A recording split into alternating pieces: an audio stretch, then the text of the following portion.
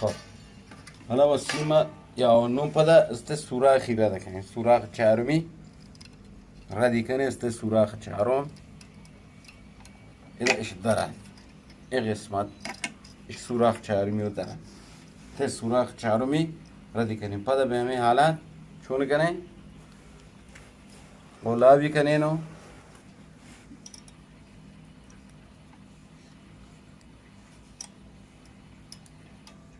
البته کرویده مزاب بود که ایشی کم تر بود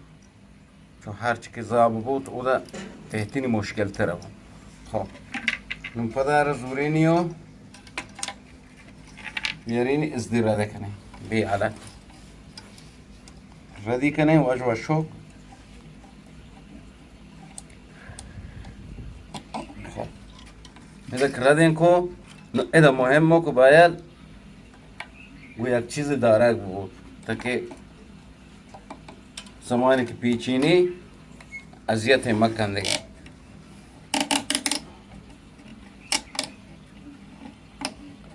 زمانی که پیچیتی دیگه اذیتش مکن اگر مداریتی سیم گرین زوری تو پدا اذیت کن شما را سدید گرینی که مامو سیم سدید بله واجب شو نرم نرم که شما پتایی دیگه او ده هم باسنه بوتو پدا یاری سر جاوتی الان دیگه ای وقت خب راحت کن نو الان یعنی پنجمی لابسیم این پنجمی لابسیم ما هم به همه حالت سیما گرینو بنده خب حالا اینا همه گفته چونی که غلابی کنه خب غلابی کن نوعی پنجمی هم از شیر را کنه دیگه راحت ہیں شاید پنجمی و ششمی راحت ہیں که چون شاید اند نزدیکه فقط چهارمی یک کمو که ساختو که بخاطر یک فاصله بازو دیگه پنجمی نه پنجمی شاید راحت تر یعنی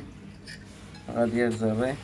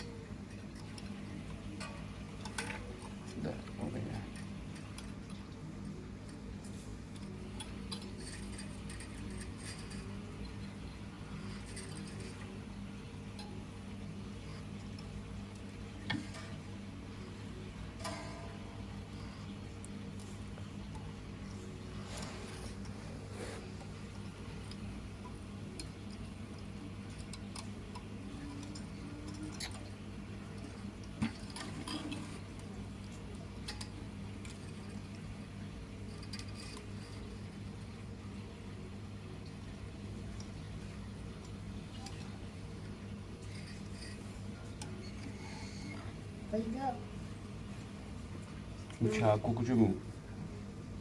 فرزا چاکو برو بیا همه چاکو هر رای منو وانا چون بود برو بیاری سیما در کنه یا موکاش بیار بیار زوکا خب اس سیم دو گیر کرد تو باید وقت یک چیز کشک ببو که طبیعت بالا چون سیم نه که تا بیمان سرکی را پکی از در راحت ببو نو ایده گیر کنه یک کمو که ها داره خب خب ایشی هم داره شراب بیاری شرم به همه حالت چون کنه گلابی کنه خب گلابی کرد پدا هنچو ارزن کرد ارزده ردی کنه ایده مهم مثلا رد کنه کسا مهم پیچ واج و شک تور ردی به حالت توری دی واج و شک که سرود نو کو باز فشار نده که پیچ پدا خراب بکن تو دیگه مشکلات ایجاد میکن واج و شکی تور دی آواز آزاد رو دیگه نو پدا ایده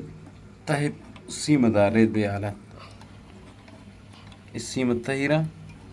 به حالت داره. پچی داره؟ به حالتی داره که موقع تاب دادن سیم شما گرهنه ما بود.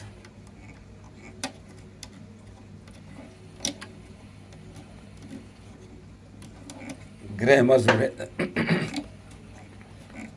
گرین که بزوره سیم سداد